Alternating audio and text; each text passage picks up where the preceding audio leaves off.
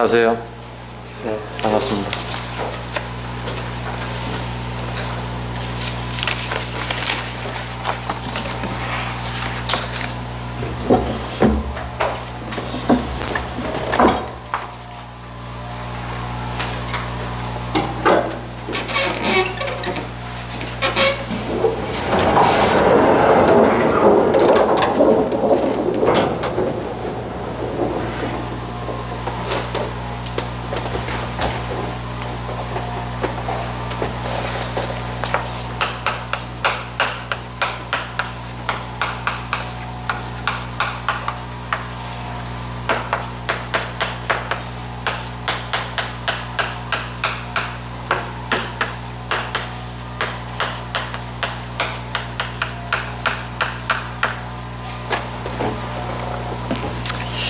마태복음 5장 1절 2절 읽겠습니다.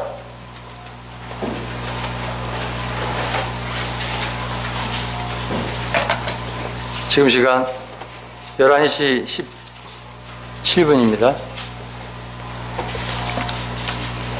예수께서 무리를 보시고 산에 올라가 앉으시니 제자들이 나온지라 입을 열어 가르쳐 이르시되.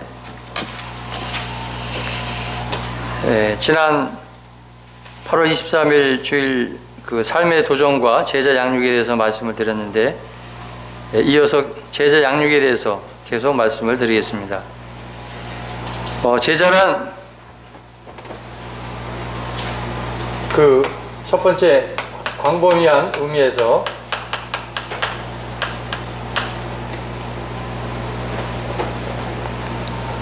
예수님을 따른다고 고백하고 배우겠다고 나온 모든 사람들을 말씀하고 있습니다. 본문 여기 읽은 대로 제자들이 예수님한테 나왔습니다. 말씀을 배우겠다고 온 모든 사람들 가운데 포함이 되겠습니다. 그리고 주님은 입을 열어서 그들에게 가르쳤습니다. 물론 이들 중에는 주님께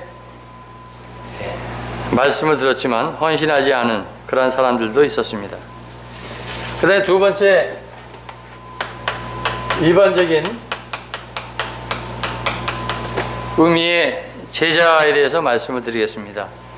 보통 우리가 그리스도인이라고 말씀하고 있는데, 이것은 삶 가운데 간증으로 나타난 별명이라고 볼 수 있습니다. 사도행전 11장 26절입니다.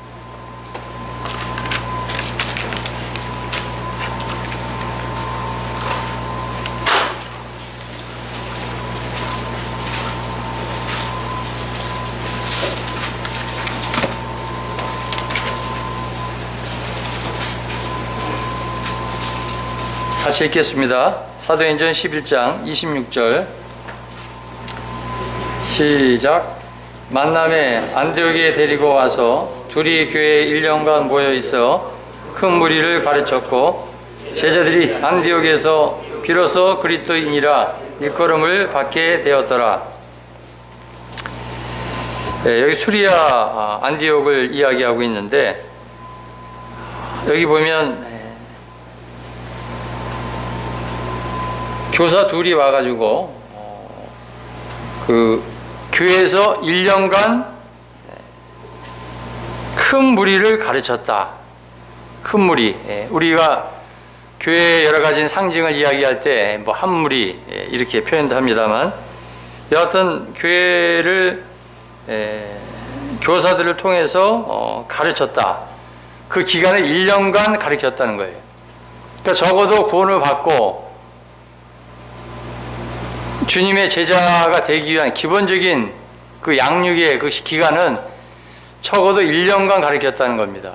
그것이 뭐 주일이고 수요일인지 또 주중에 또 따로 모여서 가르쳤는지 모르지만, 여하튼 1년간 양육을 받아야만 기본적으로 주님의 제자로, 그래서 삶 가운데 그리스도가 나타남으로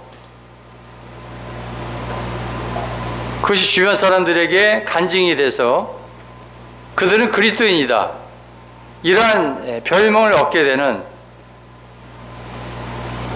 그것이 그 사람들한테는 손가락질로 하는 별명인지 모르겠지만 여하튼 간증을 통해서 저 사람은 그리스도인이다.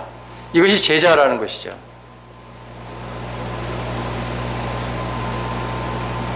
앞에 찾지 않겠습니다만 사도행전 6장 1절에 보면 그때 제자가 더 많아졌는데 헬라파 유대인들이 자기의 과부들이 매일의 구제에 빠짐으로 시브리파 사람을 원망하니, 이런 말씀이 있습니다. 근데 그 사도행전 6장 1절에 있는 말씀을 제가 읽는데 그 5장 후반부에 보시면 그들이 그 핍박을 받는 가운데 채찍을 받으면서 그것에 대해서도 합당한 자로 또 기뻐하면서 날마다 성전과 집에서 예수는 그리스도다 가르치기와 전도하기를 쉬지 않았다는 거예요.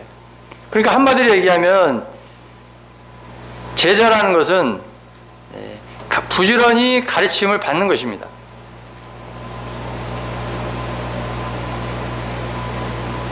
여기 29절을 보겠습니다. 11장 29절.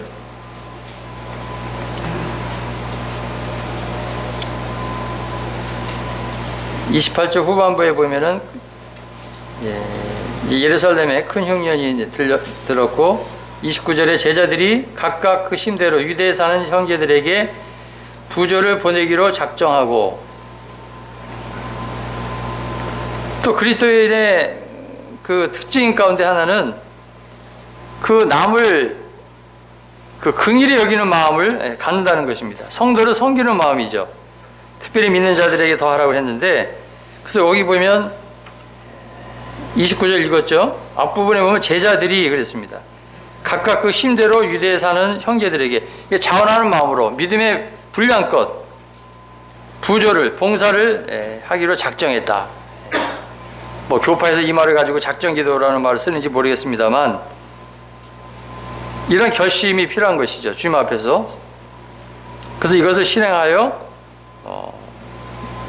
장로들에게 보냈다. 이런 말씀을 보게 됩니다.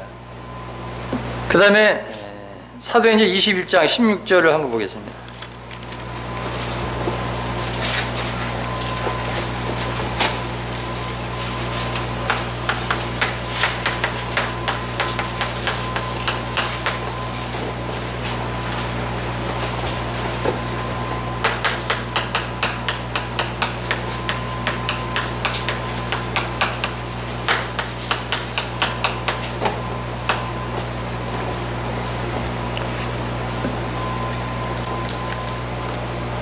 (21장 16절) 같이 읽겠습니다. 시작. 가이사랴의 몇 제자가 함께 가며 한 오랜 제자 구로 사람 나손을 데리고 가니 이는 우리가 그의 집에 머물려 함이라. 여기 가이사랴에 몇 제자가 있었습니다. 그리고 그들이 함께 동행을 했습니다. 그러면서 어디로 갔냐면은 한 제자를 집으로 찾아갔는데 그 제자는 오랜 제자라고 되어 있어요. 오랜 제자. 그러니까 그리스도 안에서 그냥 뭐 나이가 먹으면 뭐 내가 구원받은 지 얼마 됐다. 뭐 내가 나이가 먹으면 뭐 교회에서 뭐 장로이라 이런 그냥 세월이 지나면 뭐가 해결이 되는 그런 것이 아니라 여기 말씀에 보면 한 오랜 제자인데 그 사람은 구브로 사람 나손이라는 사람이에요. 근데 그 집으로 갔다는 얘기는 그 집이 서로 접대하기를 원망 없이 하라 한 것처럼 성도 섬기는 그런 일에 누구나가 쉽게 가면 아버지처럼 내 집처럼 성도를 섬기는 그런 집으로 갔다는 거예요. 이건 성숙한 성도죠. 그리고 장로의 일을 하는 분이 아닌가 하는 생각도 들어요. 이 한 오랜 제자라는 것은 이제 우리 신약 성경에 제자라는 단어 가운데 마지막에 있는 이제 이 단어로 여기 나오고 있는데요. 우리가 주님을 섬기면서 주님의 영광을 나타낼 때 그리스도인의 이 접대를 제공한 가정들이 숫자가 뭐 어마어마하겠죠. 그리고 우리 일산교회도 마찬가지입니다만 또 그들에 의해서 이 복음과 교회 진보에 대해 우리가 그날에 가서 알 수 있겠지만 거기에 대한 이 엄청난 그 상급에 대해서는 우리가 다 헤아릴 수 없습니다. 알게 모르게. 그 일은 쉬운 일이 결코 아니거든요. 그래서 이제 일반적인 의미로 두 번째 진정한 그리스도인들을 이제 이야기하고 있고, 또 여기 그리스도를 따른다고 고백한 모든 자들을 포함하고 있습니다. 그 다음에 이제 세 번째 좁은 의미로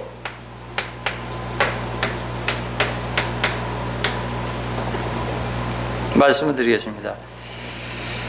지난번에 제가 말씀드릴 때 이제 그 참제자와 능히 내 제자 이런 단어를 사용했는데, 그 잘 알고 있는데도 요한복음 8장 31절을 보겠습니다.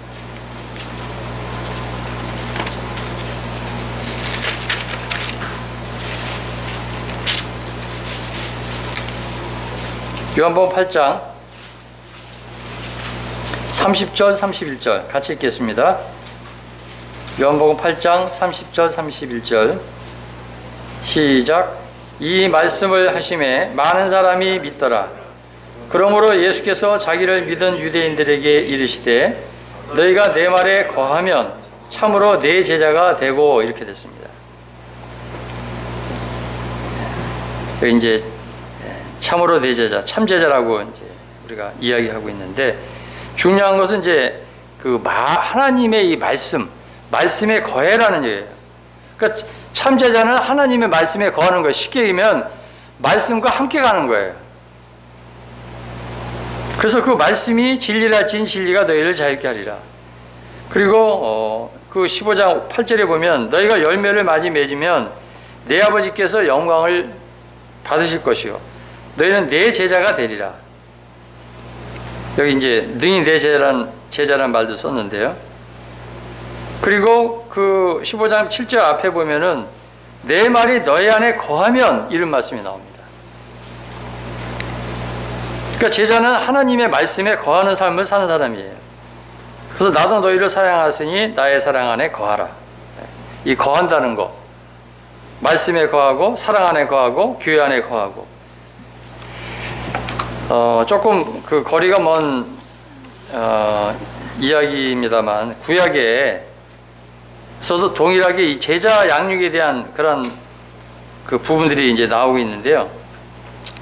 시간 관계상 찾지는 않겠습니다만 신명기 11장 그 18절에 이제 이런 말씀이 나옵니다. 이제 신명기 11장은 너희가 가서 땅을 정복하라, 땅을 차지하라, 이제 이런 부분들이에요. 그래서 너희가 스스로 삼가 조심해서 하나님께서 이스라엘 백성들에게 주신 이 영적 복지에 관심을 갖도록 이제 하나님께서 교훈하시는 말씀인데,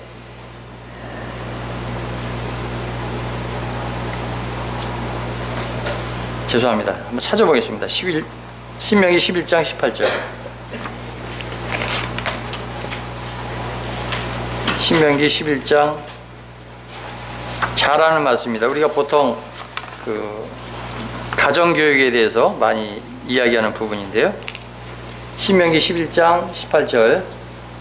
이러므로 너희는 나의 이 말을 너희 마음과 뜻에 두고 또 그것을 너희의 손목에 매어 기호를 삼고 너희 미간에 붙여 표를 삼으며 또 그것을 너희의 자녀에게 가르치며 집에 앉아 있을 때든지 길을 갈 때든지 누워 있을 때든지 일어날 때든지 이 말씀을 강론하고 또 내 집 문설주와 바깥문에 기록하라.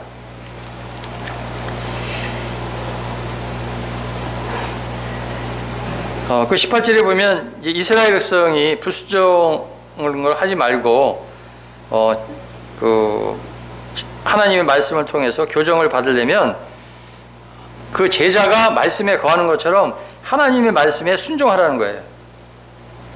그래서 그 19절에 보면 첫째, 너희는 나의 이 말을 너희의 마음과 뜻에 두고, 그러니까 사람을 통제하는 이 우리들의 이 마음 깊은 곳에 성경을 의식적으로 담아둬야 된다는 거예요. 그래야만 우리의 삶 전반에 영향을 미치는 거예요. 우리가 살아가면서 힘든 일이나 어려운 일이나 좋은 일이나 할 때 말씀이 생각이 나잖아요. 또 우리 그리스도인들은 모든 것들을 그 생각하고 볼 때 항상 하나님의 말씀과 연관돼서 이렇게 말씀을 보게 되잖아요. 그런 말씀이 생각나게 되잖아요. 그러려면 말씀이 우리 안에 거해야 되는 거거든요. 그래서 두 번째, 손목에 매야 한다. 이것은 성경의 진리를 잊지 말라는 것이고 하루를 말씀으로 시작하는 거예요. 그러니까 아침마다 우리가 큐티하라는 거예요. 일어나자마자 기도하라는 것이죠. 그래서 하나님의 진리를 소중히 여기는 이것이 최상의 방법입니다. 그 다음에 세 번째 19절에 보면 이스라엘 백성을 가정에서 성경을 가르쳤습니다. 뭐 집에 있든지 성전에 있든지. 그래서 지역교회에서는 계속 이 하나님 말씀을 강론하는 거예요. 그래서 말씀을 읽고 묵상하는 것은 옳은 것입니다. 그 다음에 네 번째 내진 문설주와 20절에 나옵니다. 바깥문에 기록하라. 이게 써보는 것은 중요한 것입니다. 제가 여기 칠판에다가 이렇게 제목을 쓰고 이렇게 단어, 중요한 단어 같은 걸 이렇게 쓰는 이유. 그 다음에 이제 죄송합니다만 제가 이렇게 성경을 보시면 여기가 이게 좀 너덜너덜 하잖아요. 주님 앞에 나와서 예배 드리는 말씀을 제가 요약해서 써놓습니다.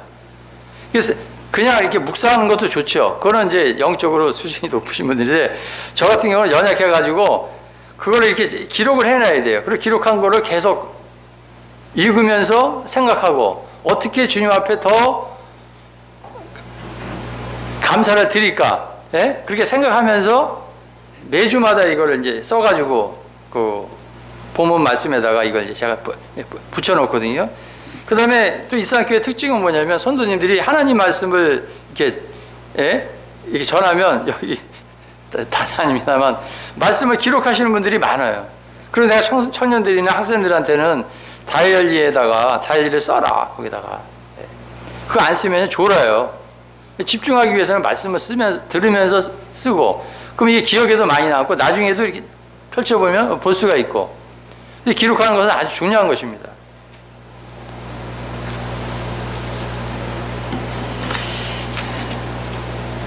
그래서 주님은 이 지역교회에서 온전한 양육이 이루어지기를 원하고 있습니다.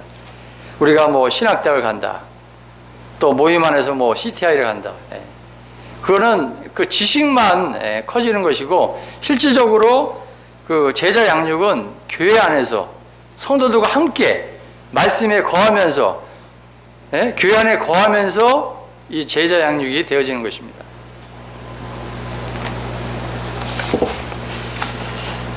그리스도를 닮아가는 이 제자 양육에 대해서 계속 말씀드리겠습니다. 로마서 12장 2절입니다. 우리가 잘 아는 말씀이죠. 로마서 12장 2절 다 같이 읽겠습니다. 로마서 12장 2절 시작. 너희는 이 세대를 본받지 말고 오직 마음을 새롭게 함으로 변화를 받아 하나님의 선하시고 기뻐하시고 온전한 뜻이 무엇인지 분별하도록 하라.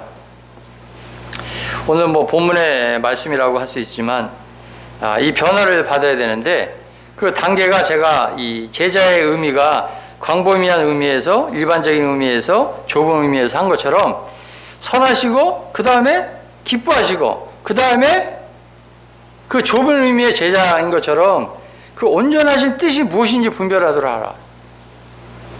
하나님께서 우리를 온전한 그 구원으로 인도하셨는데 하나님의 그 온전한 뜻까지 우리가 나가야 되거든요. 그러니까 처음에는 선하시고 그 다음에는 기뻐하시고 그 다음에 최종적으로 온전한 뜻이 무엇인지 우리가 분별해야 되거든요. 그러기 위해서는 우리가 이 세상을 본받지 말고 우리의 마음을 새롭게 함으로 변화를 받아야 된다는 것입니다. 변화가 없으면 주님 앞에서 성장이 없는 것이죠. 그 다음에 디모데전서 4장 5절로 6절에 보면 하나님의 말씀과 기도로 거룩하여 짐이라. 이것은 뭐 같이 가는 거죠. 끊을 수가 없는 것인데 말씀과 기도와 말씀.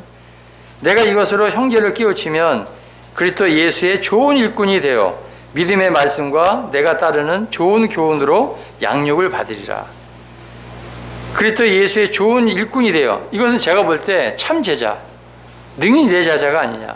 그래서 그 참 제자, 좋은 일꾼이 된다는 것은 믿음의 말씀과 내가 따르는 이 좋은 교훈으로 이 말씀을 통해서 우리가 양육을 받는다는 것입니다.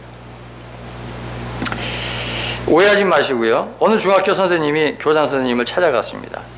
그리고는 자신이 이번 승진에서 누락된 것에 대해서 불평하며 따졌습니다. 교장 선생님, 제가 이 자리에 몇 년 동안이나 있었는지 아십니까? 무려 25년이나 있었습니다. 그런데 왜 이렇게 승진이 늦죠? 그랬더니 교장 선생님께서 이렇게 대답했습니다. 선생님께서는 계산을 잘못하셨네요. 선생님께서는 그 자리에 1년밖에 계시지 않았습니다. 그런데 그 1년을 25년씩이나 반복하고 계시는군요. 그리고는 한 해 한 해 시간이 갈수록 성장과 발전과 변화가 있어야 하는데 옛날 모습 그대로이고, 아니 25년 전에 만든 강의 노트 하나 가지고 25년 동안 버티고 있는 그 선생님 아니십니까? 그래서 그런 부분에 대한 안일함과 타성에 대해서 질책을 했습니다. 에베소 4장 22절에 보면 너희는 유혹의 욕심을 따라 썩어져가는 구습을 따르는 옛사람을 벗어버리고, 쉬운 게 아니죠. 계속 옛사람이 계속 나타납니다. 오직 너희 심령이 새롭게 되어 하나님을 따라 의와 진리의 거룩함으로 지으심을 받은 새 사람을 입으라.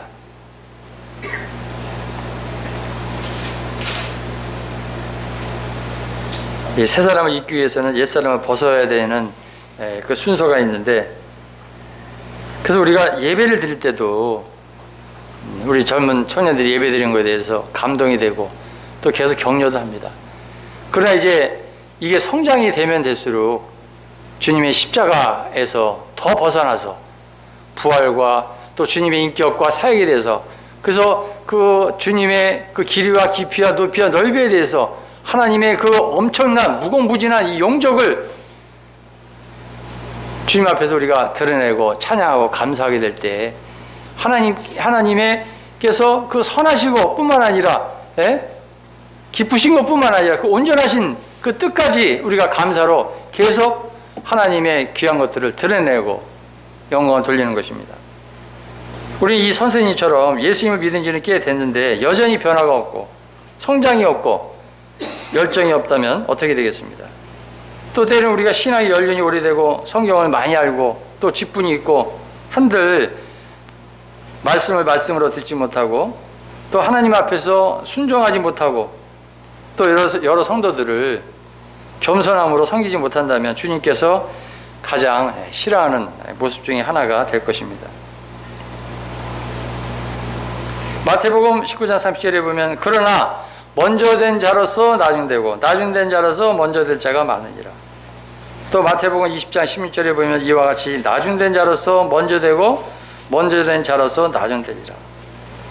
저는 모든 선생님들이 다 같은 소원일 거예요.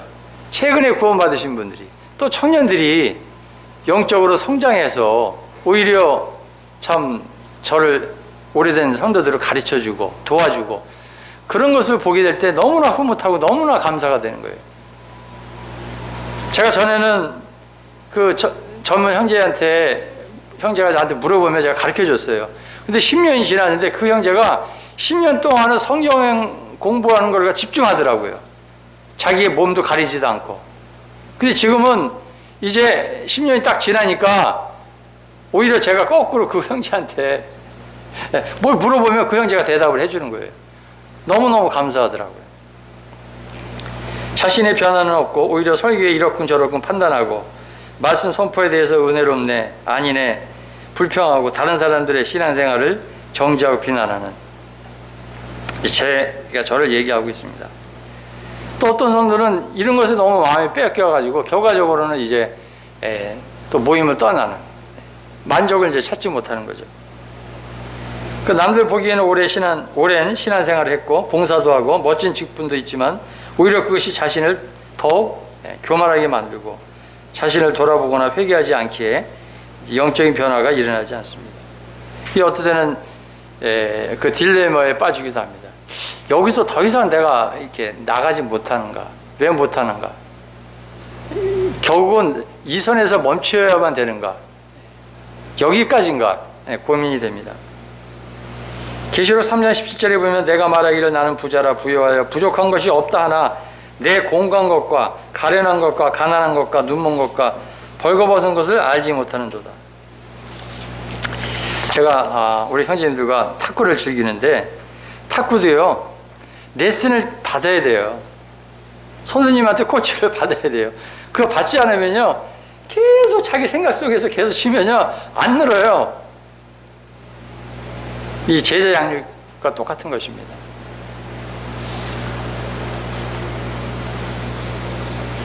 이 배가 있잖아요. 선박이 여러 해 동안 바다를 향해 하다 보면 그 바다의 굴 있죠, 굴. 그 다음에 조개 껍데기 같은 것들이 배 밑바닥에 다다다다 달라붙어 가지고 배가 가는 이 속도가 느려진답니다. 그리고 속도가 늦어지는 만큼 빨리 가기 위해서 연료 소모를 이제 많이 하게 된다고 합니다. 그래서 몇 년에 한 번씩 이 배 밑창을 드러내고 배 바닥에 달라붙어 있는 이물질을 제거해야 된다고 하는 겁니다. 그리고 이제 페인트를 또 칠하는 거예요. 잘 묻지 않도록. 그런데 이제 이 시간이 오래 걸리고 비용이 많이 들고 힘이 든다고 해서 이 과정을 생략하면 결과적으로는 배를 오래 쓸 수 없다고 하는 것입니다. 그래서 반드시 이것을 해야 된다는 거예요. 인류의 이제 이 문화와 문명이 발달해 갈수록 사람에게는 알지 못하는 병들이 많이 생깁니다. 뭐 어르신들 계신데 죄송합니다만 이 나이가 조금 드니까요, 그냥 전국이 다 종합병원이 돼가는 것 같고요. 여기저기 다 무너지고 순간순간 주님 앞에 구하지 않으면 살아가기 어려운 그런 모습들을 보게 되고 그렇습니다.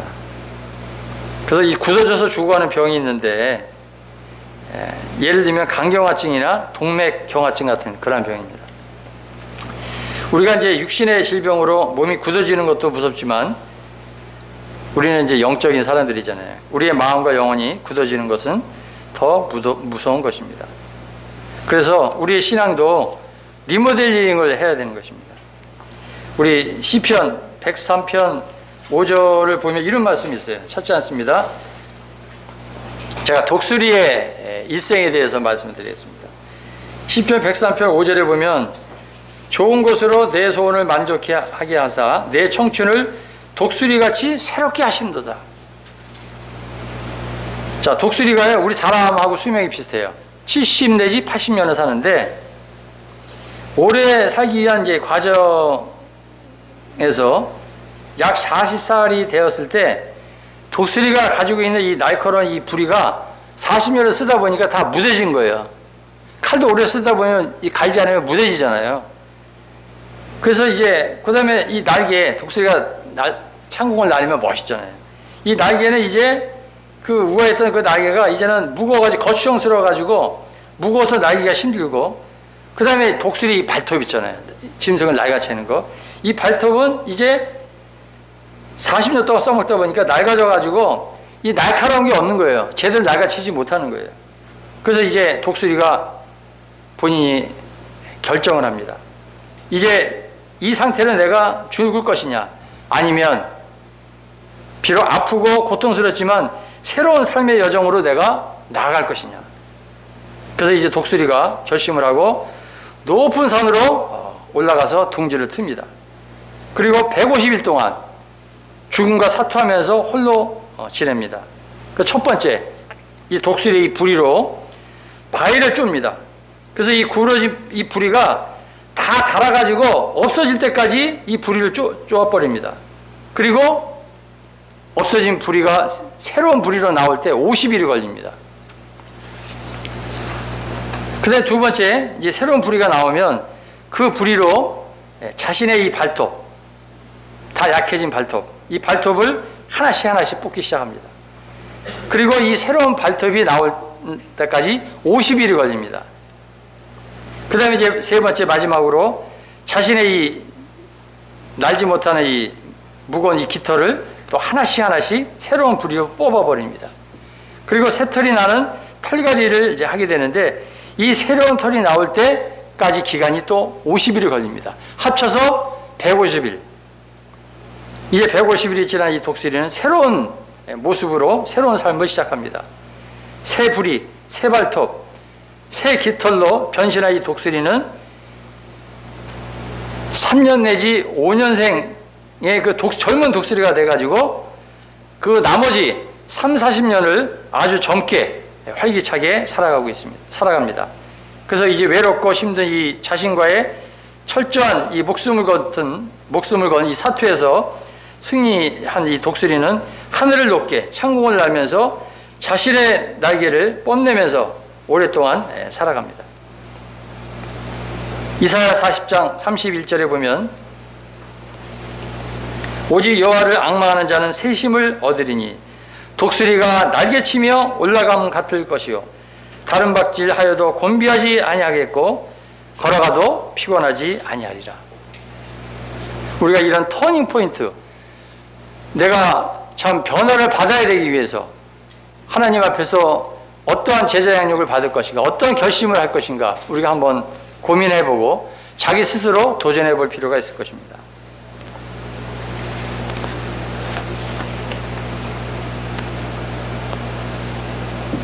이 신앙도 오랫동안 그냥 놔두면 구태의연해지고 타성에 젖게 됩니다. 보통 우리가 매너리즘이라고 그러죠. 습관적으로 그냥 왔다 갔다. 부모가 가니까 왔다 갔다. 이 잘못하면 이제 종교화되는 것이죠. 그래서 우리가 예수님을 닮기 위해서 꼭 필요한 이 리모델링 과정이 바로 제자 양육입니다. 예수 그리스도의 제자는 과연 어떤 사람일까요?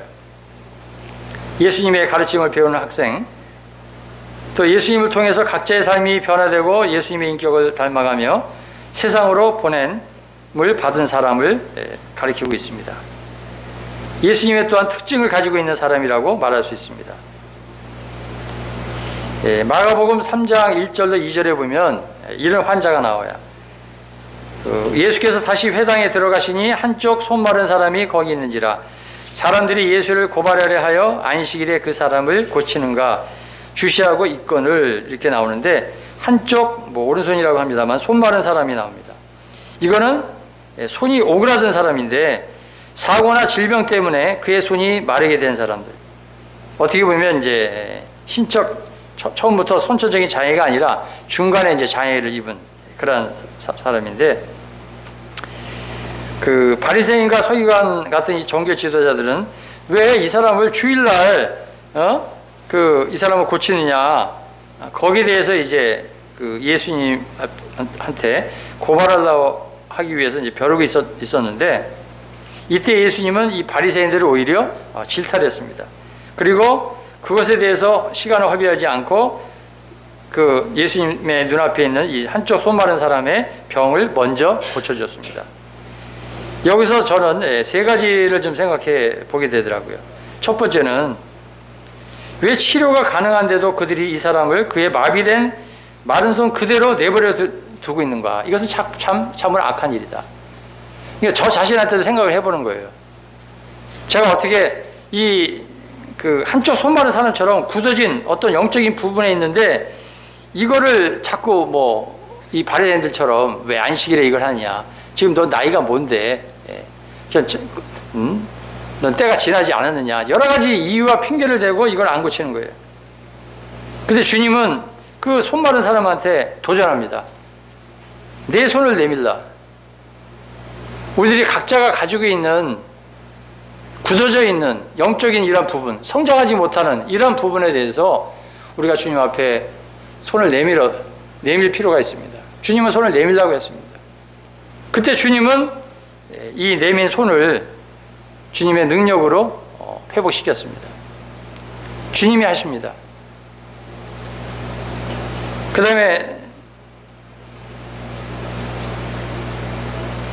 우리가 구태의연한 이런 타성에 젖어서 성숙하지 못하고 있는데 이런 제자 양육이 안 된다면 예수님이 이 바리새인을 책망한 것처럼 그런 책망을 내가 받을 수 있습니다. 이 부분에 도전을 받게 됩니다. 그리고 때로는 이제 세상 사람들처럼 이 바리새인들처럼 어떤 신학에 대해서 논쟁을 하고 또 책망을 하고 그런 것에 대해서 자꾸 이제 변론하고 하는데 주님은 이러한 부분에 묵묵히 상관하지 않고 이 일을 감당하셨습니다. 우리는 여러 가지 이런 것에 대해서 세상의 것들에 대해서 주변에 대해서 핑계할 필요가 없습니다. 그리고 한 영혼의 생명을 무엇보다 앞세우는 이 목자의 심령이 있어야 합니다. 또 때로는 내가 그것을 하지 못한다면 전문 성도들에게 또 좀 연약한 성도들을 위해서 한쪽 손마른 그러한 성도들이 있다면 그것을 위해서 내가 도와주고 고쳐주고 치료해주는 그런 역할, 그런 헬퍼와 같은 멘토와 같은 그런 역할을 또 우리가 할 수 있다고 생각하게 됩니다. 그래서 우리는 이런 양육을 통해서 목자의 심령을 가지고 일꾼으로 우리가 변화를 받아야 됩니다. 마가복음 3장 14절 15절 읽겠습니다. 마가복음 13장 죄송합니다. 마가복음 3장 14절.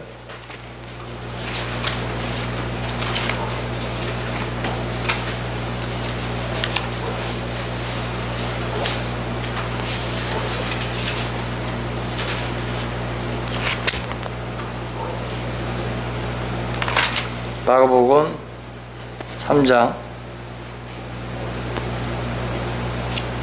14절 15절 같이 읽겠습니다. 시작. 이에 12를 세우셨으니 이는 자기와 함께 있게 하시고 또 보내사 전도도 하며 귀신을 내쫓는 권능도 가지게 하려 하심이라. 여기 두 가지로 나눌 수가 있습니다. 첫 번째는 앞부분에 제자 12명을 세우셨는데 첫 번째는 함께 있게 한다는 거예요. 함께. 그러니까 제자 양육은 주님과 함께 있는 거예요. 함께 생활하고 함께 교회 생활하는 것입니다. 그다음에 또 하나는 주님이 땅까지 이르러 내 증인이 되라고 한 것처럼 보내서 전도도 하고 또 귀신을 내쫓는 권능도 가지게 하려 합니다. 두 가지입니다. 함께 있게 하고 전도도 하는 것입니다. 주님이 우리 제자를 부르신 목적이 첫 번째가 말씀드린 대로 주님과 함께 있게 하기 위한 것입니다. 그래서 예수님의 말씀을 우리가 배울 뿐 아니라 공동생활을 통해서 주님의 인격을 배우고 주님과 인격적인 관계를 맺기 위함인 것입니다. 그 다음에 주님과 함께 함으로 주님의 제자다운 특성을 지닌 사람으로 우리가 무장하고 주님과 더 가까운 관계를 맺는 것이 훈련의 열쇠이고 핵심입니다. 그러니까 주님과 함께하는 것. 교회의 머리는 예수 그리스도잖아요. 교회는 그의 몸이잖아요. 그러니까 교회 지체들과 성도들과 함께 이 교회 생활을 하는 거예요. 어제도 제가 많은 형제님들이 수고하셨습니다만 오후에 와가지고 형제들과 같이 이 예배당 공사하는데 성도들을 위해서 부족한 부분을 위해서 일을 같이 했습니다. 같이 일을 하면서 서로가 서로를 알게 되고 배우고 사랑하고 그 다음에 성도들을 위해서 우리가 수고를 했을 때 돌아갈 때 그 기쁨이 그 감사가 모두에게 다 있는 것을 생각하게 될 때 감사가 되더라고요. 예배당을 우리가 이제 공사를 하면서 성도님들이 고생하고 또 불편하고 또 마음 쓰시고 또 헌신하시고 또 이런 부분에 대해서 감사도 되고 또 죄송한 마음이 있습니다만 또 이런 걸 통해서 많은 걸 배우는 거예요. 또 어떤 성도들은 휴가를 내서 또 자원해서 성도들의 어떤 불편함을 해결하기 위해서 헌신하고 봉사하고 매일 들여다보고 기도하고 또 어떤 성도들은 조용히 이 코로나 때 뭐 우리가 전도도 못하고 뭐 봉사도 못하고 하는데 그게 아니더라고요. 어떤 성도들은 그냥 스스로 자원해서 와가지고 그 교회에 성도들이 필요한 게 무엇인지 그걸 찾아서 하더라고요. 너무나 감사가 되더라고요. 그게 제자잖아요. 또 어떤 성도님은 참 감당하기 어렵게 그 추겨울에 저 한다고 뭐 빌라델비아 뭐 그런 또 옷도 갖다 주고 하여튼 감사가 됐습니다. 그 다음에 이제 이 공동생활을 통해서 우리 선생님들이 이번에 철저하게 배웠을 거예요. 10월 달에 일산교회 달력의 제목이 뭐냐면 인내의 십자가예요. 아니 우리가 공사를 8월 달부터 하기로 돼 있었는데 왜 이렇게 허가가 늦게 나와가지고 왜 이제서 시작하는 건지 너무 힘들더라고요. 그렇죠? 근데 그걸 통해서 주님이 우리를 훈련시키는 거예요. 예? 그 인내의 십자가가 히브리서 12장 2절이더라고요. 예? 주님도 십자가를 참으사 그 앞에 있는 즐거움을 위하여. 예? 주님 앞에 많은 것들을 배웁니다. 우리가 이 예배당은 뭐 주님 오시면 다 두고 가는 것이고요. 이거 새하고 썩어지고 없어지는 거예요. 중요한 것은 보이지 않는 이 교회거든요. 두사 사람이 내 이름으로 모인 것이거든요. 교회, 근데 이 예배당 짓는 일은 그 중에 이제 한 부분에서 그 보이는 것들을 같이 해나가면서 성도들이 서로 기도 제목 내놓고 같이 사랑하고 섬기고 함께 하면서 같이 그 사랑을 나타내는 거, 그게 귀한 거잖아요. 그걸 통해서 우리가 제자 양육을 받는 것입니다. 그 다음에 두 번째는 마가복음 3장 14절에서 말씀하고 있는데, 두 번째는 복음 전도자를 우리가 보내기 위한 거예요. 우리가 지금 뭐 중국이나 필리핀에 보내고 있습니다만, 또 때로는 우리가 계속 기도해서 이러한 그 젊은 형제님들이 일어나기를 바라는 마음이 있습니다. 또 제가 도전이 되는 것은, 최근에 어떤 그 인천에 있는 어떤 모임에서 공문이 왔는데, 코로나 때문에 신방하지 못하는 곳이 있으면 수도권 지역에는 자기네가 다 가겠다는 거예요. 연락만 해달라는 거예요. 아, 참 너무나 도전이 되더라고요. 우리는 코로나 때문에 우리 성도들도 신방을 잘 안 가려고 그러잖아요. 그 다음에 어떤 성도님들은 우리가 기도 제목 우리가 지난주에 냈습니다만, 그 전국 방방곡곡으로 다니면서 신방 전도를 하는 거예요. 코로나가 있음에도 불구하고. 코로나 때문에 많은 비방을 받거든요. 그 다음에 그 아프리카, 그 남아공에서 최 형제가 그 주변에 이제 그 위쪽으로도 그 많이 다니면서 봉사를 하는데, 그 말라이라는 데가 있어요. 거기가 세계 세 번째로 빈곤 국가라고 합니다. 뭐 없어요. 뭐 집 사는 것도 없고 거적같이 뭐 이런 데 사는데, 저기 호남의 어떤 형제님이 직장을 그 은퇴를 하시고 50 중반인데 그곳에 가기 위해서 기도하고 있더라고요. 그것을 현지에 가서 보고 있고. 그래서 우리 젊은 형제님들도 단기 선교 여행을 많이 가시면 좋을 것 같아. 네팔도 가고 필리핀도 가고 중국도 가고 아프리카도 가고 가서 도전을 받는 거예요. 또 같이 그 형제님들, 거기 선교하는 형제님들과 같이 그 일을 하면서 주님을 배우는 거예요. 주님의 마음을 배우는 거예요. 그게 제자 양육이에요. 어떻게 섬기는 것인지, 어떻게 하나님 일이 되는 것인지.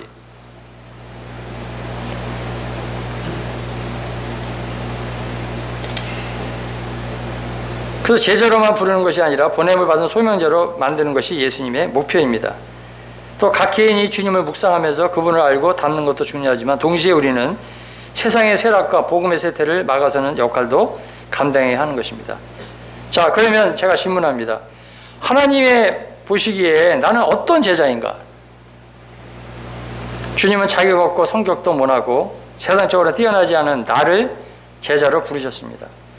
아직 많이 부족하고 아무것도 가진 것이 없지만, 이 주님의 복음과 생명이 들어가면 하나님의 나라와 복음의 역사를 위한 귀한 일꾼으로 쓰임받을 수 있습니다. 주님은 나에게 권능을 주셔서 나를 통해서 일을 하실 것입니다. 마지막으로 여기 아까 오랜 제자 구브로가 있었는데, 사도행전 9장 36절을 보시면요, 이 요빠가 나옵니다. 요빠가 나오는데, 요빠에 누가 있냐면 다비다 있어요. 다비다가 여자인데 거기 뭐라고 나오냐면, 성경에도 그냥 제자가 아니고 여제자입니다. 우리가 제자하면은 뭐 형제만 얘기하는데, 오히려 해외 선교를 많이 나간 숫자는요, 그 자매님들이 더 많답니다. 간호사라든지 무슨 교사라든지 여러 가지 역할도 할 수 있거든요. 근데 이 도르가가 많은 선행과 구조하는 일을 심히 많았어요. 간증이 좋은 거예요, 주변 사람들한테.